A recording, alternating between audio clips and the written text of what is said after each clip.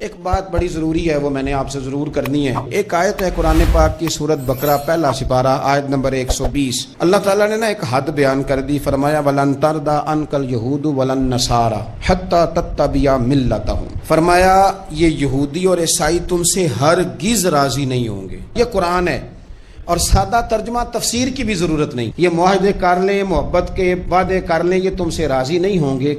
کب راضی ہوں گے؟ حتی تتبع ملتہم، یہاں تک کہ تم ان کے دین کی پیروی کرنے لگ جاؤ۔ میرا جب پہلی دفعہ پاسپورٹ بنا تو میں نے سارا پڑھا، کتابیں پڑھنے کا شوق تھا شروع سے۔ اس کے ہر صفحے پہ لکھا ہے کہ سوائے اسرائیل کے، یعنی آپ پوری دنیا میں یہ سبز ہلالی پاسپورٹ لے کے جا سکتے ہیں، خبردار اسرائیل آپ یہ پاسپورٹ لے کے نہیں جا سکتے۔ یعنی اتنی نفرت کسی ملک سے کہ اس پر لکھ کے چھاپ دیا ہر صفحے پر کہ یہ پاسپورٹ سوائے اسرائیل کے ہر ملک کے لیے کارآمد ہے۔ میرا سوال ہے عرب کے ان لیڈروں سے جنہوں نے اسرائیل کے ساتھ معاہدہ کیا، مجھے بتاؤ تمہیں فلسطین کی بیٹیاں بھول گئی نا ساری کی ساری؟ تمہیں وہ ماں بھول گئی نا جو مسجد اقصیٰ کے دروازے پہ کھڑی ہو کے چیخیں مارتی تھی اور کہتی تھی کوئی علی کو خبر کرو کہ میری بچیاں قید میں ہیں؟ اور بھول گئی؟ تمہیں وہ بہن بھول گئی نا جس پر شراب کی بوتل انڈیڑتے تھے اسرائیل کے فوجی؟ وہ آپ کو ابھی بھی ویڈیو مل جائے گی۔ وہ انڈیلتے تھے شراب کی بوتل، اسے پکڑتے تھے، دست درازی کرتے تھے، اور وہ بیٹی کہتی تھی یا رحمت للعالم۔ بھول گیا تمہیں وہ سارا کچھ؟ تم نے 1 منٹ لگایا اور تم معاہدہ کس سے کروا رہے ہو؟ امریکہ کے صدر سے؟ اتنا ظلم کیا تم نے، اتنا قاتل کے ساتھ معاہدہ؟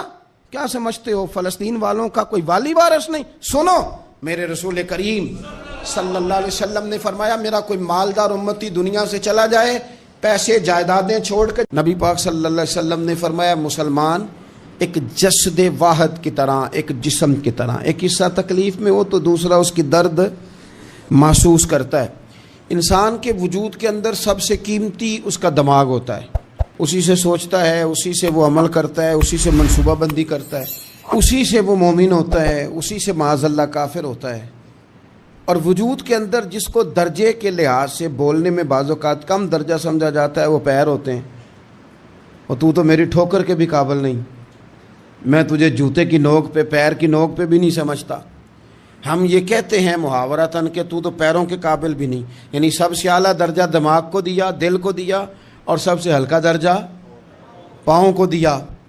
لیکن مجھے بتلائیے گا اگر کبھی پاؤں کی سب سے چھوٹی انگلی چھنگلیا چیچی اس پہ اگر کبھی زخم لگ جائے تو جسم کا سب سے اعلیٰ حصہ دماغ ہے، دماغ نے کبھی یہ کہا ہے کہ چھوڑو یہ تو سب سے نچلا درجہ ہے، نہیں جانا ڈاکٹر کے پاس، اتنا ٹائم کہاں ہے، رہنے دو، چھوٹی سی تو انگلی ہے، خیر ہے؟ ایسا کبھی ہوا ہے؟ دماغ فوراً کہتا ہے کہ باقی کام بعد میں کریں گے، پہلے ڈاکٹر کا پتہ کرو، اس کو مرہم پٹی کراؤ، کیونکہ اسے پتہ ہے کہ اگر یہاں درد رہی تو باقی جسم میں بھی درد رہے گی۔ اور یہ بھی پتہ ہے دماغ کو کہ اگر میں نے یہاں علاج نہ کرایا انگلی کا تو کہیں پیر بھی سارا زخمی نہ ہو جائے، اور اگر پیر کا علاج نہ کرایا تو ٹانگیں اور باقی وجود تک بھی زخم نہ آ جائے۔ لہذا دماغ جلدی فیصلہ کرتا ہے، ٹیسٹ کرانے کا، چیک اپ کرانے کا، دوائی لینے کا، مرہم پٹی کا۔ اور میرے بھائی مسلمان ایک وجود کی طرح ہے۔ یہ تو ہو سکتا ہے کچھ مسلمان ملک غریب ہوں اور کچھ کے پاس تیل کے کنویں ہوں، کچھ کے پاس سونے کے پہاڑ ہوں، یہ تو ہو سکتا ہے کہ بعض اوقات یہ وہ سمجھ لیں کہ ہم اعلیٰ درجے کے ہیں، لیکن یہ یاد رکھیں اگر ایک جسم کی طرح ہیں، سوچتے ہیں اور ہیں، کیونکہ نبی پاک نے فرمایا ہے، اگر اس طرح سوچتے ہیں تو پھر میرا خیال ہے کہ جس طرح تیل کے کنویں والے کو اپنی درد ہوتی ہے نا، سونے کے پہاڑوں والے ملک کو جس طرح اپنی درد ہوتی ہے نا، اس طرح اسے کسی کو بھیکارت کی نظر سے دیکھنا نہیں چاہیے، چونکہ جسد واحد ہے۔ اور جسد واحد میں اگر کوئی درجہ بڑا بھی رکھتا ہو کہ جناب ہمارے پاس ایک بڑی جگہ ہے، متبرک جگہ ہے، ہم بڑے ہیں، تو آپ بڑے ہیں، لیکن بڑا دماغ ہی یہ فیصلہ کرتا ہے کہ بھائی وہ چھوٹا سا پیر کا حصہ زخمی ہے، جلدی کرو، علاج کراؤ۔ لیکن بڑے دماغ والا کہے کہ میرا گھر تو محفوظ ہے۔ معراج کی بات کرنے کا تو اب وقت آیا ہے، اس لیے کہ معراج کا سارا واقعہ تو مسجد اقصیٰ کے گرد گھومتا ہے۔ سبحان الذی اسریٰ بعبدہ لیلا من المسجد الحرام الی المسجد الاقصیٰ۔ حضور نے معراج کی رات مسجد اقصیٰ میں نماز پڑھائی تھی۔ اور ایک بار پھر سے طیبہ سے فلسطین میں آ، راستہ دیکھتی ہے پھر مسجد اقصیٰ تیرا۔ ایک بار حضور گئے تھے مکے سے مسجد اقصیٰ، اور پھر حضور فرماتے ہیں جب میں واپس گیا نا تو کفار نے جو کہ مسجد اقصیٰ دیکھی ہوئی تھی تو مجھ سے پوچھنا شروع کر دیا کہ مسجد اقصیٰ کی کھڑکیاں کتنی ہیں، دروازے کتنے ہیں، پلر کتنے ہیں۔ جب انہوں نے سوال جواب کیے تو حضور فرماتے ہیں کہ رب کریم نے مسجد اقصیٰ کو اٹھا کے میرے سامنے رکھ دیا۔ میں دیکھتا جاتا تھا، بتاتا جاتا تھا، کہہ لوں بات کر لوں۔ ایک دفعہ حضور مکے سے مسجد اقصیٰ آئے اور ایک دفعہ مسجد اقصیٰ میرے نبی کی زیارت کے لیے مکے گئی، حضور کی زیارت کے لیے مکہ شریف گئی۔ او میرے نبی تو صرف کسی چیز کی طرف ایک دفعہ دیکھ لیں تو وہ رحمت کے پھول کھلتے ہیں۔ مسجد اقصیٰ کی طرف منہ کر کے 17 مہینے میرے نبی نے نماز پڑھی ہے۔ مسلمانوں پتہ ہی کوئی نہیں، ہماری خبریں ہی اور ہیں، ہمارا درد ہی اور ہے، ہمیں پتہ ہی نہیں بم کہاں برس رہے ہیں، ہمیں یہ خبر ہی نہیں۔ اور میں اس دور میں تقریریں کر رہا ہوں جہاں سوتوں کو جگانا نہیں پڑتا، جاگتوں کو جگانا پڑتا ہے۔ سیانے لوگوں کو سمجھانا ہمارے ذمہ لگ گیا، کیا کریں؟ اس قوم کو سکھانا پڑتا ہے جسے پتہ سارا ہے، لیکن جان بوجھ کے آنکھیں ہماری بند ہیں۔ یہ مولوی کو بات کرتا تو لوگ کہتے دیکھو مولوی گالی دیتا ہے، لیکن اگر قائد اعظم محمد علی جناح کہے کہ اسرائیل امریکہ کی ناجائز اولاد ہے تو پھر تو تمہیں ہضم کر لینا چاہیے نا، پھر تو لبرل کو بھی ہضم ہونا چاہیے نا کہ قائد اعظم نے کہا ہے، اور اس ناجائز بچے کو تم نے اتنی طاقتیں دے دی کہ وہ مسلمانوں کے قبلہ اول میں نماز پڑھنے والوں کو بھی نہ بخشے۔ کہاں گئی تمہاری وہ انسانی حقوق کی بڑی بڑی تنظیمیں، کدھر گئیں؟ اور میرا پاکستانی میڈیا سے بھی سوال ہے، چند دن پہلے سیالکوٹ میں ایک واقعہ ہوا، ناانصافی ہو گئی جی، ناانصافی ہو گئی جی ایک بی بی کے ساتھ۔ ہر بندے نے شور مچایا، بڑے بڑے طوفان اٹھتے ہیں، کیوں ہوا جی کیوں ہوا؟ تو مسجد اقصیٰ کی توہین ہو گئی تو پھر طوفان کیوں نہیں اٹھا؟ ٹاک شو کیوں نہیں ہوئے؟ بحثیں کیوں نہیں ہوئی؟ میں اس موم بتی مافیا کا کیا کروں؟ ان لبرل لوگوں کا کیا کروں؟ ان کے سپورٹروں ووٹروں کا کیا کروں؟ ان سیاسی جماعتوں کے کارکنوں کو کیا نام دوں کہ جو ان فضول بحثوں میں تو وقت ضائع کرتے ہیں، اور وہ مسجد اقصیٰ جس کے بارے میں میرے نبی پاک صلی اللہ علیہ وسلم سے ایک صحابیہ نے پوچھا تھا، یا رسول اللہ مسجد اقصیٰ میں نماز پڑھنا کتنا کو بہتر ہے باقی نمازوں کے مقابلے میں؟ تو حضور نے فرمایا 1000 گنا بہتر ہے۔ بی بی عرض کرنے لگی سونیا میں جا تو نہیں سکتی، دل بڑا کرتا ہے۔ تو حضور نے فرمایا جا نہیں سکتی تو وہاں تیل ہی بھجوا دے، جس میں حاضری لگوانے کی حضور بات کریں جس مسجد میں۔ اور نبی پاک علیہ السلام نے فرمایا خاص کر کے سفر کرنا ہوا تو 3 مسجدوں کے لیے کرنا، ایک مسجد حرام بیت اللہ کے لیے، ایک مسجد نبوی کے لیے، اور تیسرا مسجد اقصیٰ کے لیے۔ بیت المقدس مسجد اقصیٰ معمولی جگہ نہیں، حضور نے فرمایا 3 سفر کرو تو سمجھنا ہم عبادت کر رہے ہیں۔ کون کون سے؟ فرمایا اگر بیت اللہ جاؤ تو عبادت سمجھ کے جانا، مسجد نبوی کی طرف جاؤ تو عبادت ہے، اور مسجد اقصیٰ کی طرف جاؤ تو یہ بھی عبادت ہے۔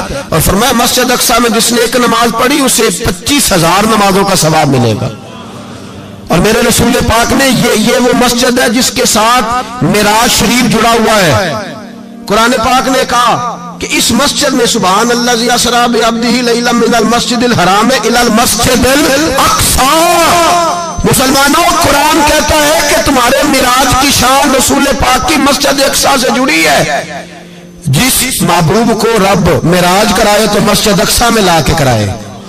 وہ جگہ معمولی جگہ ہے، وہ معمولی جگہ ہے مسجد اقصیٰ۔ نبی پاک نے وہاں نبیوں کی امامت کرائی، 17 مہینے اس مسجد کی طرف منہ کر کے تیرے اور میرے رسول نے نمازیں پڑھی۔ چھوٹی جگہ ہے، اور پوری دنیا کا مسلمان اسے چاہیے شرم سے گڑ جائے۔ ایک امریکہ کا صدر بول کے کہتا ہے کہ اسرائیل کو اجازت ہے اسے دارالحکومت بنائے، اور مسلمان حکمران بیان دے رہے ہیں ظالموں لٹیروں تم اپنی سیاستیں چمکانے کے لیے پہلے ایک دوسرے کو گالیاں دیتے ہو، پھر اکٹھے بیٹھ جاتے ہو نمبرنگ کرنے کے لیے۔ تم دین کے اس مسئلے میں سارے اکٹھے کیوں نہیں بیٹھے؟ سارے پاکستان کے سیاستدانوں کو، علماء اور مشائخ کو چاہیے تھا ایک پیج پہ اکٹھے ہوتے، اکٹھے بیٹھ کے ایک بیان ہی دے دیتے، ایک بات ہی کر دیتے۔ پھر میرا سلوٹ ہے ترکی کے صدر کو، پھر میرا سلوٹ ہے ترکی کے صدر کو۔ اس نے بہت عرصہ پہلے کہا تھا مسجد اقصی میری خواب میں آئی تھی اور رو کے کہتی تھی آئے مجھے کوئی صلاح الدین ایوبی کا ماننے والا، کوئی آئے مجھے بچائے۔ کہتے میری خواب میں آئی تھی اور روتی تھی، کہتی تھی کوئی آئے۔ اور ایک شاعر نے کہا مسجد اقصی نبی پاک کو بھی بلاتی ہے، کہتی ہے ایک بار پھر طیبہ فلسطین میں آ، راستہ دیکھتی ہے پھر مسجد اقصی تیرا، ایک بار پھر سے طیبہ سے فلسطین میں آ، راستہ دیکھتی ہے پھر مسجد اقصی تیرا۔ کوئی بولا ہے نہیں اتنا مقدس مقام، چھوٹے چھوٹے بیان، اور کہیں اکٹھے ہو جاؤ، میں بتاتا ہوں تمہیں مسئلے کا حل کیا ہے، میں بتاتا ہوں۔ دو کام کرو، ایک کام وہ کرو جو حضرت سلمان فارسی نے کیا تھا، سنو حل سنو مسئلے کا، میں چھوٹا آدمی ہوں پر حل سنو مسئلے کا۔ زندگی میں ایک کام مسلمان کر لے، جٹ بن کے، بھٹ بن کے، رائی بن کے، پاکستانی، مصری، سعودی بن کے بڑا جی لیا۔ ایک کام وہ کرے جو حضرت سلمان نے کیا تھا۔ جب ایک کافر نے پوچھا آپ کا نام کیا ہے تو فرمایا میرا نام اسلام ہے۔ بولیے سارے میرا نام، کہا تمہارے باپ کا نام، فرمایا اسلام۔ دادا کا نام، کہا اسلام۔ پردادا کا نام، بازو تیرا توحید کی قوت سے کمی ہے، اسلام تیرا دیس ہے تو مصطفی ہے۔ ایک کام وہ کرو جو حضرت سلمان نے کیا تھا۔ کافر جب پوچھے تو کہو ہم سارے اسلام ہیں، ہم سارے کیا ہیں، ہم پہلے مسلمان ہیں، باقی بعد میں کچھ اور چیز۔ دوسرا کام وہ کرو جو حضرت امیر معاویہ نے کیا تھا۔ سن لو یہ حال ہے اس مسئلے کا، سنو۔ حضرت مولا علی شیر خدا رضی اللہ تعالیٰ عنہ اور جناب امیر معاویہ کی جنگ ہو رہی تھی، لڑائیاں ہو رہی تھی، اختلافات تھے، فوجیں بیٹھی تھی، حضرت مولا علی اور جناب امیر معاویہ کی جنگ ہو رہی تھی۔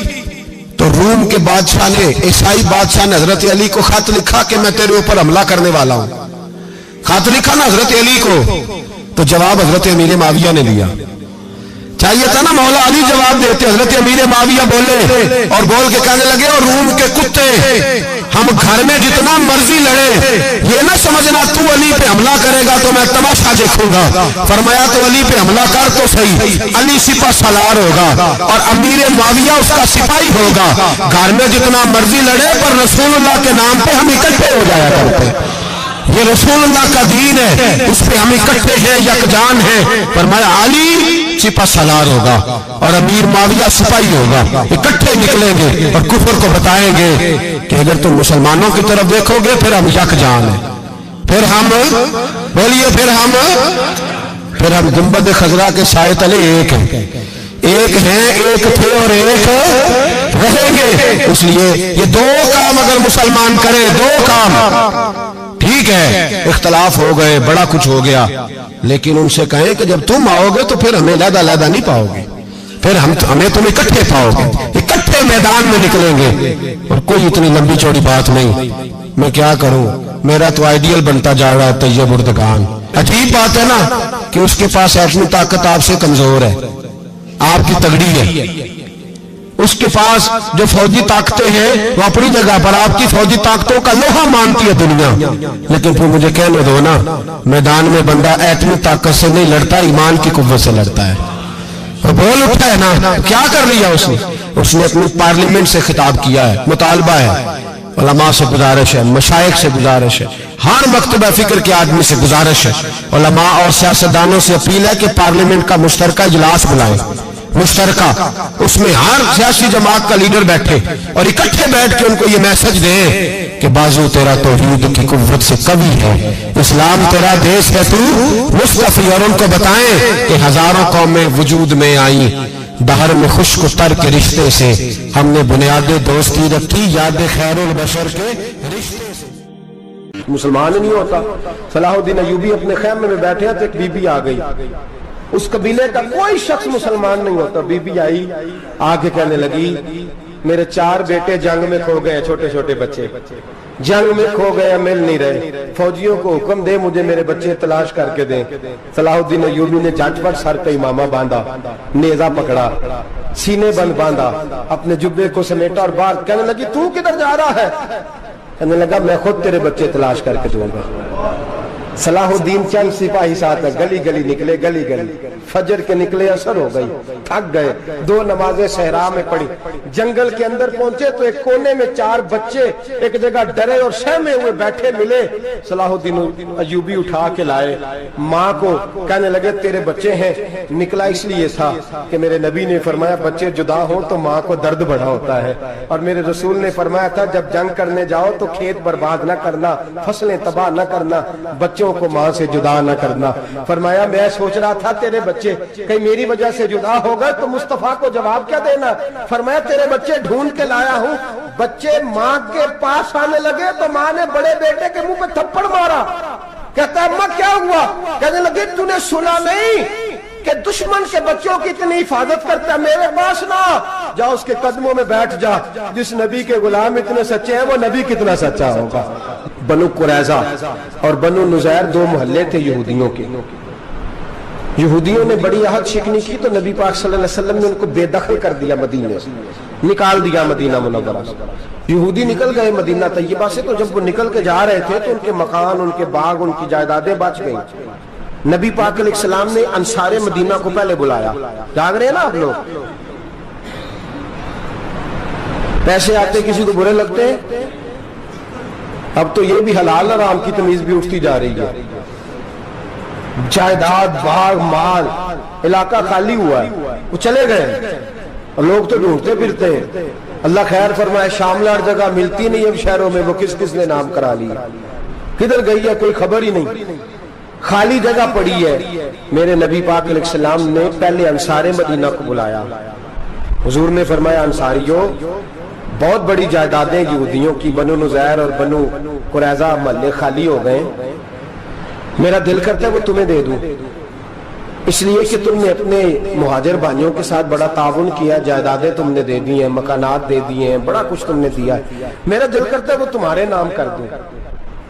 تو انصار مدینہ کیا کہنے لگے یا رسول اللہ، دے تو ہم نے دیا ہے پر وہ بیچارے جھچکتے ہی رہتے ہیں، وہ جھچکتے ہی رہتے ہیں، کھل کے ہماری چیزیں استعمال نہیں کرتے۔ تو حضور ہم تو پہلے ہی انصار ہیں، ہمارے پاس بڑا کچھ ہے، آپ مہربانی فرمائیں وہ سارا کچھ مہاجروں کو دے دے، مہاجرین کو ہمیں نہیں چاہیے۔ اب چلے گئے بات کر کے، میرے حبیب پاک نے مہاجروں کو بلا لیا، فرمایا بنو نذیر اور بنو قریظہ قبیلے کی جائیدادیں آئی ہیں، تمہارے پاس بظاہر جو چیزیں ہیں بھی وہ بھی انصار مدینہ کی ہیں، تو میرا یہ خیال ہے کہ وہ سارا کچھ تمہیں دے دیا جائے۔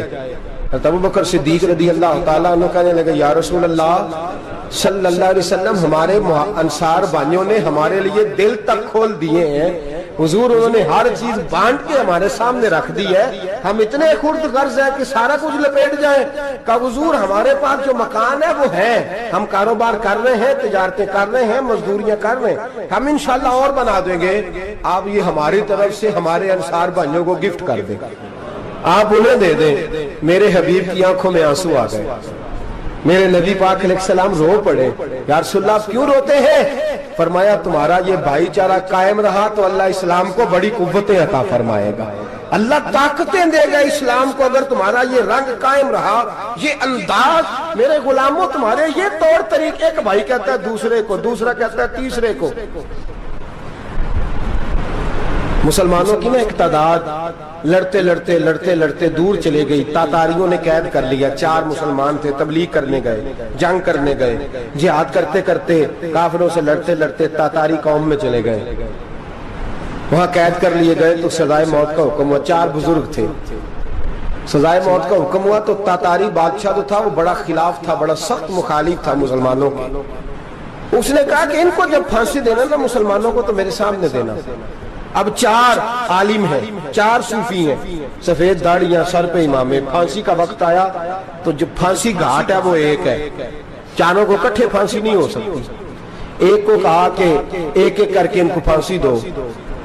جب پھانسی کا وقت آیا نا تو جو سب سے پیچھے صوفی تھے وہ دوڑ کے آگے آئے، کہنے لگے بادشاہ پہلی باری میری لگا، پہلی. اب بادشاہ نے کہا ٹھیک ہے اسے لٹکا دو. وہ قریب آئے تو دوسرے دوڑ آئے, کہنے لگے نہیں نہیں پہلی باری میں نے زیادہ کافر قتل کیے, میرا بڑا جرم ہے, مجھے پہلے سزا دو.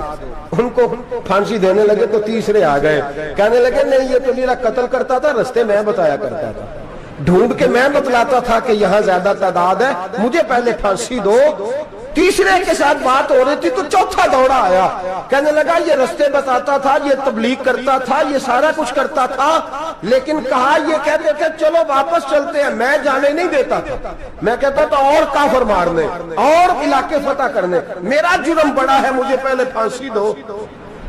بادشاہ کہنے لگا مجھے 35 سال ہو گئے حکومت کرتے, بڑی دنیا کو پھانسی دی ہے, لوگ تو ایک دوسرے کو دھکے دیتے ہیں کہ پہلے تو جا پہلے تو جا, اور تم کیسی قوم ہو کہ ایک دوسرے پہ قربان ہو رہے ہو. کہنے لگا تم ایک باپ کی اولاد ہو. جاگ رہے آپ لوگ, تاتاری بادشاہ کافر بادشاہ اسلام کی مخالفت کرتے ہیں, ایک باپ کی اولاد ہو کا نہیں, ایک قبیلے کے رہنے والے ہو کا نہیں, ایک ملک کے رہنے والے ہو نہیں. اس نے کہا رشتہ کیا ہے تمہارا, رشتہ کیا ہے؟ تو بول کے کہنے لگے خدا ایک ہے نبی ایک ہے, خدا ایک ہے اور نبی منفرد ایک ہے, اس قوم کی نقصان بھی ایک ہی سب کا نبی, اللہ بھی قرآن بھی ایک. کیا ہی اچھا تھا ہوتے اگر مسلمان بھی ایک, یوں تو سید بھی ہو مرزا بھی ہو افغان بھی ہو, تم سبھی کچھ ہو بتاؤ کہ مسلمان بھی ہو. فرمایا ہمارا اللہ ایک ہے نبی ایک ہے, تو کہا پھر ایک دوسرے پہ جان کیوں دیتے ہو؟ فرمایا ہمارے نبی نے ہمیں بھائی بھائی بنا دیا ہے, بھائی کا دل نہیں کرتا اس کی آنکھوں کے سامنے بھائی چلا جائے, ہمارا دل نہیں کرتا پہلے مجھے دے پہلے مجھے دے. بادشاہ کہنے لگا تمہارا جذبہ مجھے متاثر کر گیا, جاؤ میں تم چاروں کو آزاد کرتا ہوں, تمہیں آزاد کرتا ہوں. میرے دوستو یہ رنگ تھا, دیکھیں نا, یہ اس دھرتی نے نظام دیکھا ہے نا, اس فلک نے پہلی بار دیکھا, اس زمین نے پہلی بار, اور میرے حضرت صاحب فرمایا کرتے تھے زمین تڑپ کے روئی, اس نے پہلی دفعہ دیکھا. احد کا میدان ہے, 3 صحابہ تپتی ہوئی زمین پہ زخموں سے چور چور پڑے ہیں. حضرت انس بن نضر رضی اللہ تعالیٰ عنہ پانی کا پیالہ لے کے پہنچے, ایک زخمی سے کہا تجھے پانی پلانا ہے, تو کہنے لگا میرے زخم تھوڑے ہیں, وہ جو ساتھ پڑا اس کے زخم گہرے ہیں, پہلے اسے پانی پلا دے, جا اسے دے دے. اس کے پاس پہنچے تو وہ کہنے لگا وہ مجھ سے پہلے گرا تھا, اس کا زخم زیادہ گہرا ہے, اسے پانی پلا. تیسرے کے پاس گئے تو کہنے لگا چوتھا تڑپ زیادہ رہا ہے, اس کی عمر زیادہ ہے, میں تو جوان ہوں برداشت کر لوں, بڑھاپے کی وجہ سے نڈھال ہو گیا, پہلے اسے پانی پلا. چوتھا کہنے لگا 5ویں کے پاس جا, 5واں کہنے لگا 6ٹھے کے پاس جا. حضرت انس بن نضر کہتے میں رو پڑا, میں نے کہا محمد کے غلاموں, رسول نے تمہیں کیسا جذبہ دے دیا ہے, زبانیں پیاس سے باہر ہے لیکن تمہاری اخوت مرتے دم تک قائم ہے. کہتے میں 7ویں کے پاس گیا تو کہنے لگا اگر 6 قربانی دے سکتے ہیں تو مجھے خود غرض نہ سمجھ, میں نے نہیں پانی پینا, جا پہلے کے پاس لے جا. کہتے میں پہلے کے پاس آیا تو روح پرواز کر گئی, دوسرے کے پاس آیا تو روح پرواز کر گئی, میں 7ویں تک آیا تو انتقال کر گئے. کہتے ہیں پانی کا پیالہ میں نے اٹھایا اور میں نے زمین پہ رکھا تو میں نے کہا پانی گوا رہنا, محمد کے غلام مر تو جاتے ہیں پر ایک دوسرے کا خیال بڑا رکھا کرتے ہیں, گوا رہنا یہ مر جایا کرتے لیکن ایک دوسرے کا درد. میرے دوستو لٹا ہوا برما, روتے ہوئے مسلمان, سسکیاں اور آہیں لیتی ہوئی مائیں پوچھتی ہیں اے خاصا اے خاصان رسول, وقت دعا ہے, امت پہ تیری آ کے عجب وقت پڑا ہے. وہ دین جو بڑی شان سے نکلا تھا وطن سے, پردیس میں وہ دین آج غریب الغربا ہے. فریاد ہے اے کشتی امت کے نگہباں, بیڑا یہ تباہی کے قریب آن لگا ہے. اور کیا خوبصورت جملے کہے تھے کہ نبی پاک صلی اللہ علیہ وسلم نے, حضور نے فرمایا تھا میرا مومن ایک جان کی طرح ہوتا ہے, ایک جان کی طرح ہوتا ہے. ایک کو تکلیف ہو جسم کے ایک حصے کو, سارا حصہ پریشان ہوتا ہے. فرمایا یہ ایک مکان کی طرح ہے, ایک اینٹ دوسری اینٹ کو مضبوط کرتی ہے. فرمایا یہ مضبوط لوگ ہیں, یہ مضبوط لوگ. حضرت عمر فاروق کا زمانہ ہے, ایک آدمی نے سیری بھیج دی ایک گھر میں بطور تحفہ, قحط کا زمانہ تھا, گوشت ملتا نہیں تھا, جانور. ایک آدمی نے سیری بھیج دی ایک آدمی کے گھر میں. اس نے کیا کیا, اس نے اپنی بیوی سے کہا ہماری تو خیر ہے, साथ वाला पड़ोसी ज्यादा गरीब है, उधर न भेज दे। यहाँ गंदम अमीर शहर की होती रही खराब, और बच्ची किसी फकीर की फाकों से मर गई। कहा साथ वाले पड़ोसी के घर से मैं कई दिनों से भूख की आवाजें, वहां भेज दे। उसके घर गई तो उसकी बीवी शौहर को मशवरा देती है, कहती है मेरे बच्चे तो दलेर है, साथ वाले के छोटे हैं, वो गुजारा नहीं, उधर न भेज दे। उधर गई। एक रवायत है 7 घर, एक रवायत है 21 घर। 21 घरों में घूमती हुई वो सिरी फिर पहले के घर में आ गई, और पहला सहाबी कहने लगा सिर्फ तूने ही मोहम्मद का कलमा नहीं पढ़ा, बाकी 20 ने भी पढ़ा हुआ है। सिर्फ तूने ही रसूलुल्लाह से ये दर्स नहीं लिया, बाकियों ने भी लिया है। और सिर्फ तेरे अंदर ही जज्बा एसार नहीं, तू ही सिर्फ मुसलमानों से प्यार नहीं करती, सारे ही प्यार करते हैं। वो सिरी फिर आ गई, अब क्या करना है, अब क्या करना है? तो इमाम नबी ने लिखा है, वो कहने लगी करना क्या है, पकाऊंगी मैं और खाएंगे 21 घर, फिर भी अकेले नहीं खाएंगे, पकाऊंगी मैं और खाएंगे 21 घरों के मुताबिक शोरबा पका, और फिर बर्तन में डाल के वो बीबी एक घर का दरवाजा खटखटाती है, कहती है मुस्तफा के गुलामों निकलो बाहर और खाओ, इसलिए कि जिस नबी ने मुझे प्यार का हुक्म दिया उसी ने तुम्हें भी प्यार करना सिखाया है। ये रंग चश्मे फलक ने सिखाया है।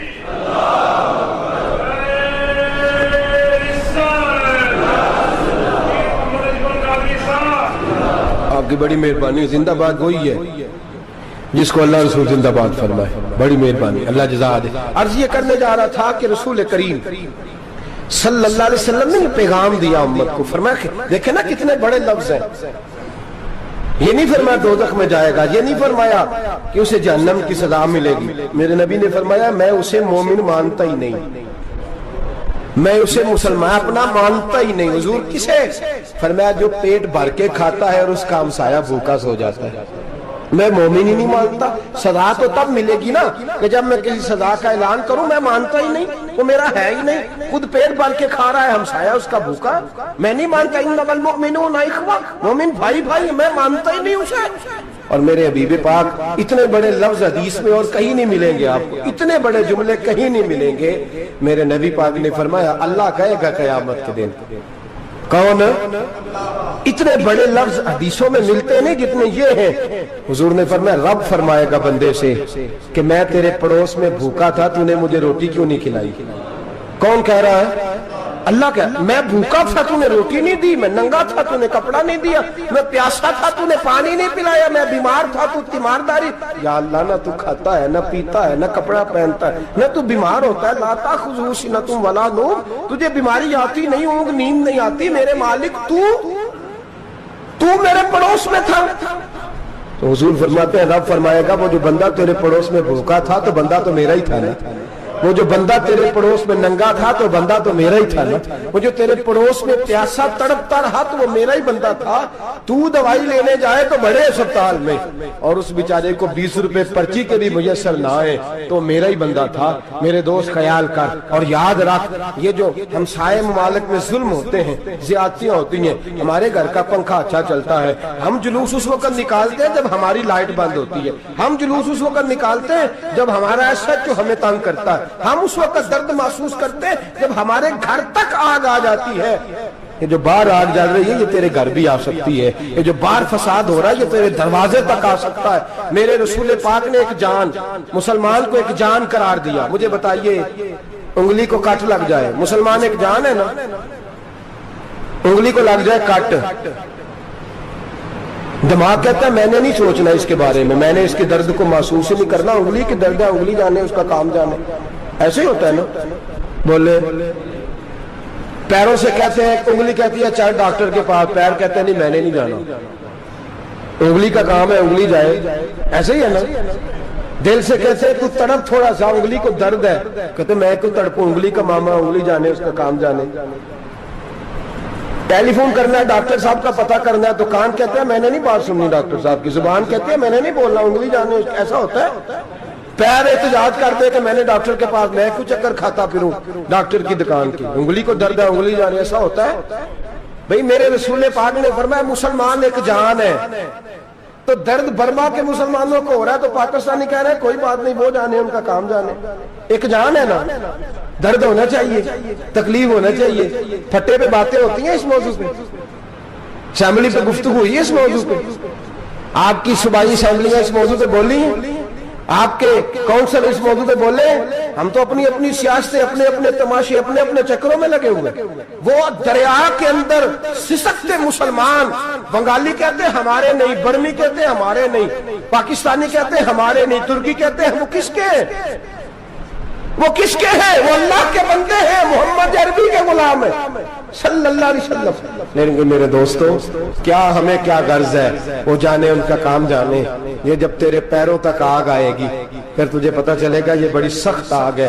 آج جس کافر نے برما پر عرصہ دراز تنگ کیا ہے، مسلمان تھوڑے تھوڑے مفاد لینے کی خاطر نا، بنو عباس اور بنو امیہ کی جنگ چل رہی تھی، بنو عباس جو تھے وہ غالب آ گئے، بنو امیہ جو تھے ان کی حکومت ختم ہو گئی، تو عیسائیوں نے بنو امیہ سے کہا کہ ہم تمہارے ساتھ تعاون کرتے ہیں، ہم تمہارے ساتھ تعاون کرتے ہیں اور بنو عباس پہ غلبہ پا کے تمہیں حکومت دلاتے ہیں۔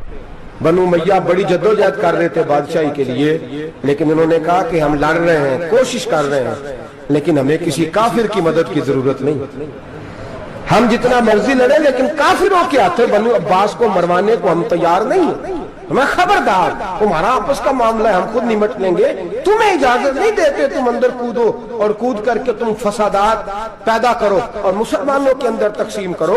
میرے دوستو، مسلمان کو سوچنا چاہیے، سوچ بڑی رکھنی چاہیے۔ گھر کی جنگ سے نکل آ، اب بہو ساس کے جھگڑے سے باہر آ جا، اب محلے کی سیاست چھوڑ کے باہر کا سوچ، اب اسلام کو تیری حاجت ہے۔ اب پوری دنیا جب مسلمان کو دیکھے نا، فیس بک یوز ہوتی ہے، اس پہ نوجوان جب اسلام کی بات کرنے لگے گا، اس پر جب بڑا اسلام کی بات کرنے لگے گا، پوری دنیا میں پیغام جائے گا کہ مسلمان اب جاگنے لگا ہے، مسلم خوابیدہ بیدار ہونے لگا ہے، اب اس کی آنکھیں کھلنے لگی ہیں، اب یہ اپنے مذہب کی بات کرتا ہے، اب یہ اپنے ملک سے، صوبے سے، برادری سے نکل کر بولتا ہے، اب یہ کہتا ہے کہ بازو تیرا توحید کی قوت سے قوی ہے، اسلام تیرا دیس ہے، تو مصطفی ہے، اب یہ بڑی سوچ رکھتا ہے، اب یہ عالمی بات کرتا ہے۔ میرے دوستو، ہمارا تو حال یہ ہے، امام اعظم ابو حنیفہ کا فتویٰ ہے، آپ فرماتے ہیں جو مولوی عالمی حالات سے باخبر نہ ہو وہ جمعے کی تقریر نہ کرے، وہ مسلمانوں کی رہنمائی نہیں کر سکتا۔ عالمی حالات سے جو خبردار نہ ہو، تو جس کو چھٹی ہو جائے، تو نے ختم نہیں پڑھا، دوڑ جا مسجد سے، تو ختم نہیں پڑھتا، ہمارے تجھے پتہ ہی نہیں تو کہاں رہتا ہے، بھاگ جا۔ وہ عالمی حالات پہ بات کرے گا، کیونکہ بیچارے کو تو پتا ہے میری سویرے چھٹی ہو جانی، سیاست کا لفظ چھیڑا نہیں تو میں گیا نہیں۔ یاد رکھے، وہ جو بیداری ہے، وہ جو اعلیٰ ظرفی ہے، وہ جو بڑی سوچ ہے، وہ جو ملت کی سوچ ہے، وہ جو قومیت کی سوچ ہے، وہ جو آگے بڑھنے کا زاویہ ہے، وہ تو اندر، اقبال کہتے ہیں گلا تو گھونٹ دیا اہل مدرسہ نے تیرا، گلا تو گھونٹ دیا اہل مدرسہ نے تیرا، تجھے تو مدرسے والوں نے پلیٹ پکڑا دیا ہے کہ جا سویرے لنگر کٹھا کر کے لا اور دوپہر کو روٹیاں مانگ کے لا اور دیکھ آج مرا کون ہے، ختم کس کا پڑھنا ہے، تو گلا تو گھونٹ دیا اہل مدرسہ نے تیرا، اب کہاں سے آئے گی صدا لا الہ الا اللہ، تو گھونٹ دیا تیرا گلا، تو کیسے بڑی بات کرے گا؟ بڑی بات کے لیے بڑی سوچ چاہیے، بڑی تگودو چاہیے، بڑی کوشش چاہیے، بڑا حوصلہ چاہیے۔ مسلمان چھوٹی چھوٹی لڑائی میں، چھوٹی چھوٹی جنگ میں، ایک دکاندار دوسرے دکاندار سے لڑ رہا ہے، گلی والا دوسری گلی والی سے لڑ رہا ہے، محلے والا محلوں پہ اعتراض، ایک شہر میں رہنے والے میں نے دوسرے محلے پہ اعتراض کرتے دیکھے۔ یقین کریں، ایک شہر میں رہنے والے، علاقے میں بسنے والے کہتے ہیں بھائی توبہ ہے اس محلے تو اللہ ہی بچائے، لا حول ولا قوت۔ وہ جو تقسیم در تقسیم کی سوچ ہے، اس نے چھوٹے چھوٹے ٹکڑوں میں مسلمانوں کو بانٹ دیا ہے، چھوٹی چھوٹی تقسیم ہے، چھوٹا چھوٹا ہمارا مزاج ہے، چھوٹی سوچ ہے۔ بڑی سوچ کی بات سنیے، صلاح الدین ایوبی، جاگ رہے ہیں نا آپ لوگ؟ تو آخر حضرت صاحب ایڈی وڈی گل چھیڑ چھڑی ہے، یہ مطلب ہی کون نہیں، کنے برما جانا ہے تو کنے مدد کرنی ہے، میں تو بھائی فریضہ سر انجام دے رہا ہوں۔ میرے نبی نے فرمایا برائی کو یا ہاتھ سے بدل، ہاتھ سے نہیں بدل سکتا تو زبان سے تو بولنا، تو میں معذور ہوں، کمزور آدمی ہوں، ہاتھ سے بدلنے کی طاقت نہیں رکھتا، تو دوسرے درجے پہ تو مجھے عمل کرنے دو نا، اثر کرے نہ کرے سن تو لے میری فریاد، نہیں ہے داد کا طالب یہ بندہ آزاد، رونے تو دو، تڑپنے تو دو، آہیں تو بہانے دو، سسکیاں تو لینے دو، مار کھائیے تو تڑپنے تو دو۔ وہ قرآن پاک برما میں پابندی لگی ہے تو میں یہاں سوچنے لگا ہوں کہ وہاں تو پابندی لگی ہے، یہاں پہلے لوگ کوئی نہیں پڑھتی۔ معاذ اللہ تعالیٰ حالات دن پہ دن مسلمانوں کے لیے ایک ایک کر کے، افغانستان میں جو آگ لگی تھی پھر وہ عراق میں بھی لگی، پھر وہ لیبیا میں بھی لگی، پھر وہ مصر میں بھی لگی، پھر وہ یمن میں بھی لگی، सऊदी अरब में धमाके हुए, मेरा दिल तड़पा है, मुझे परेशानी हुई। मैं बच्चे पास थे, मैं बड़ा डिस्टर्ब हुआ। मैंने कहा यार ये हमारा सबका इजमाई अकीदत का मरकज है।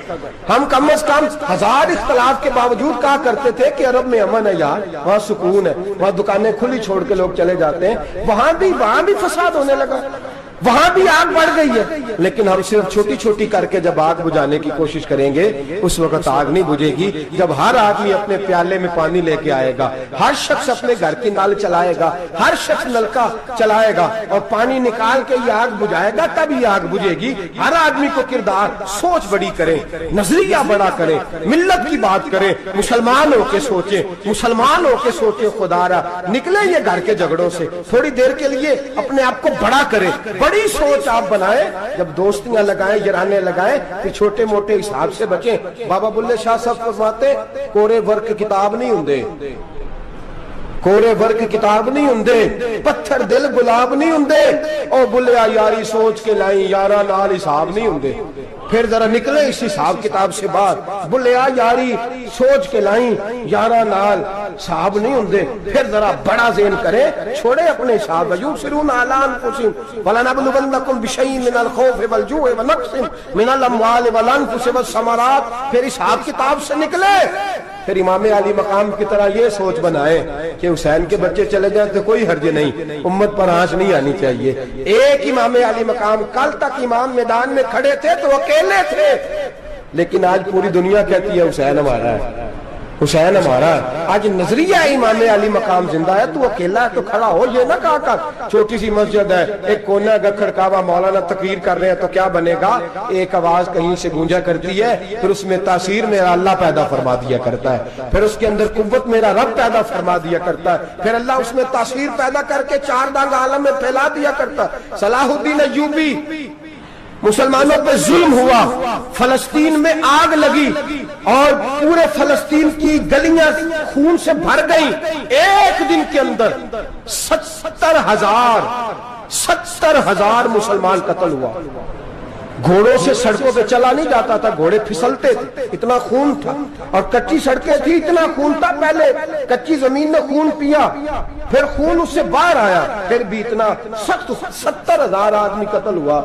सलाहुद्दीन अय्यूबी कौन थे?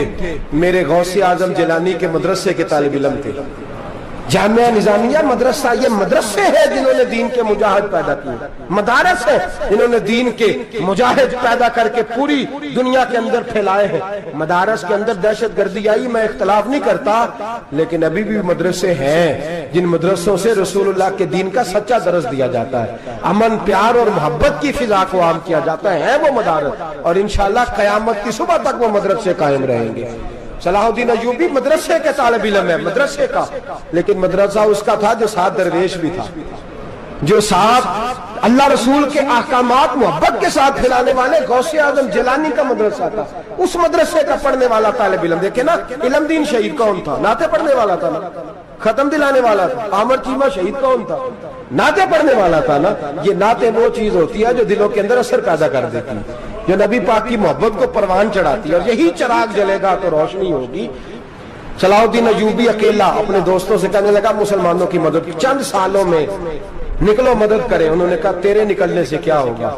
कहने लगा मैंने नहीं निकलना, मेरे अल्लाह ने मेरी मदद करनी है, मेरे अल्लाह ने मेरी उठ बांध कमर क्या डरता है, फिर देख खुदा क्या करता है। और मैं मुझे निकलने दे, अल्लाह मेरी मदद करेगा। थोड़ा थोड़ा करके फौज जमा की, कोशिश की। चंद सालों के बाद उसी जगह जहां मुसलमानों का खून बहा था, अल्लाह ने इस्लाम का झंडा फिर से बुलंद कर दिया। सलाहुद्दीन अय्यूबी फातेह बन के मस्जिद अक्सा के दरवाजे पे खड़ा है। चंद साल गुजरे, ईसाइयों का अपना वो जुल्म अभी याद है, और ईसाई सारे लीडर कहते हैं तैयारी कर लो, अब हमारे बच्चे काटे जाएंगे, औरतें बेवा होंगी, गर्दनें कटेंगी। अब देखना जितना खून हमने बहाया था मुसलमान उससे दुगना बहाएंगे। सलाहुद्दीन अय्यूबी घोड़े पे खड़े हैं और पूछते हैं, ओ ईसाइयों बताओ तुम्हारे साथ क्या करूं?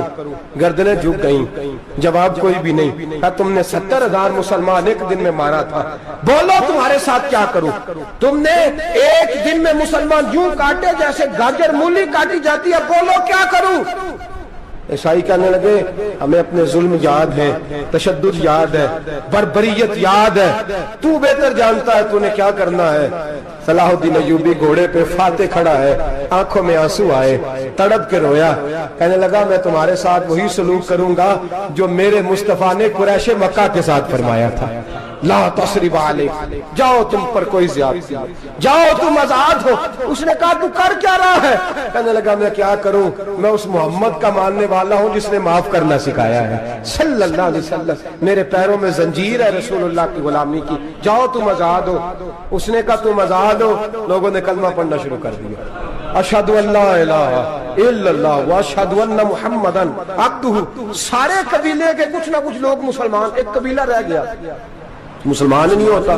صلاح الدین ایوبی اپنے خیمے میں بیٹھے ہیں تو ایک بی بی آ گئی، اس قبیلے کا کوئی شخص مسلمان نہیں ہوتا۔ بی بی آئی، آگے کہنے لگی میرے 4 بیٹے جنگ میں کھو گئے، چھوٹے چھوٹے بچے جنگ میں کھو گئے، مل نہیں رہے، فوجیوں کو حکم دے مجھے میرے بچے تلاش کر کے دیں۔ صلاح الدین ایوبی نے جھٹ پٹ سر پہ امامہ باندھا، نیزہ پکڑا، سینے بند باندھا، اپنے جبے کو سمیٹا اور باہر کہنے لگی تو کدھر جا رہا ہے؟ کہنے لگا میں خود تیرے بچے تلاش کر کے دوں گا۔ صلاح الدین چند سپاہی ساتھ گلی گلی نکلے، گلی گلی فجر کے نکلے، اثر ہو گئی، تھک گئے، 2 نمازیں صحرا میں پڑھی، جنگل کے اندر پہنچے تو ایک کونے میں 4 بچے ایک جگہ ڈرے اور سہمے ہوئے بیٹھے ملے۔ صلاح الدین ایوبی اٹھا کے لائے، ماں کو کہنے لگے تیرے بچے ہیں۔ نکلا اس لیے تھا کہ میرے نبی نے فرمایا بچے جدا ہوں تو ماں کو درد بڑا ہوتا ہے، اور میرے رسول نے فرمایا تھا جب جنگ کرنے جاؤ تو کھیت برباد نہ کرنا، فصلیں تباہ نہ کرنا، بچوں کو ماں سے جدا نہ کرنا۔ فرمایا میں سوچ رہا تھا تیرے بچے کہیں میری وجہ سے جدا ہو گئے تو مصطفیٰ کو جواب کیا دینا۔ فرمایا تیرے بچے ڈھونڈ کے لایا ہوں۔ بچے ماں کے پاس آنے لگے تو ماں نے بڑے بیٹے کے منہ پہ تھپڑ مارا، کہتا اماں کیا ہوا؟ کہنے لگے تو نے سنا نہیں کہ دشمن کے بچوں کی اتنی حفاظت کرتا ہے، میرے پاس نہ جا، اس کے قدموں میں بیٹھ جا۔ جس نبی کے غلام اتنے سچے ہیں وہ نبی کتنا سچا ہوگا، جس نبی کے نوکر اتنے کھڑے ہیں وہ نبی کتنا کھڑا ہوگا، جا کے کلمہ پڑھ لے۔ میرے دوست یہ اسلام ہے جس نے غیروں کا درد بھی اپنے سینے میں رکھا۔ اقبال کہتا ہے سارے زمانے کا درد ہمارے ہی سینے میں ہے، برما کا مسلمان ہو یا عراق، لیبیا، افغانستان، کشمیر کا مسلمان ہو، میرے دوست وہ غیر نہیں ہے، وہ تیرا اپنا ہے۔ اس کا رنگ نہ دیکھ، اس کی بولی نہ دیکھ، اس کا قبیلہ اور علاقہ نہ دیکھ، دیکھ کہ وہ تیرے رسول کا کلمہ پڑھتا ہے، وہ دیکھ کہ وہ کعبے کی طرف منہ کر کے نماز پڑھتا ہے، دیکھ کہ تیرا اور اس کا نصاب زندگی قرآن ایک ہے۔ میرے دوست کچھ نہیں کر سکتا تو دعا تو کر دیا کر، کچھ نہیں کر سکتا تو التجا تو کر دیا کر، اللہ کے حضور یہ تو کہا کر کہ اللہ مسلمان جہاں بھی ہیں تو ان کی مدد فرما، اللہ مسلمان جہاں بھی ہیں تو ان کی غیبی امداد فرما۔ یہ دعا تو میرے دوستوں ضرور کیا کرو، سوچ بڑی کریں، جب بھی آپ بولیں، جب بھی آپ لکھیں، جب بھی کسی سے بات کریں تو بحیثیت مسلمان کے بات کریں، بحیثیت ایک نبی پاک کے غلام کے بات کریں، اپنی زندگی اس انداز میں ترتیب دیں کہ پہلے آپ مسلمان ہیں، اس کے بعد آپ کچھ اور ہیں، پہلے اسلام کی بات کریں، بڑی بات کریں، بڑے حوصلے کی بات کریں، پھر اسلام کو قوت ملے گی، پھر بیداری امت کو نصیب ہوگی۔ اللہ کریم برما کے مسلمانوں کو اپنی رحمت کی ٹھنڈی چھاؤں نصیب فرمائے، ہمیشہ مدحت خیر الانام میں گزرے، دعا ہے یہ عمر درود و سلام میں گزرے۔ آخر دعوانا ان الحمدللہ رب العالمین۔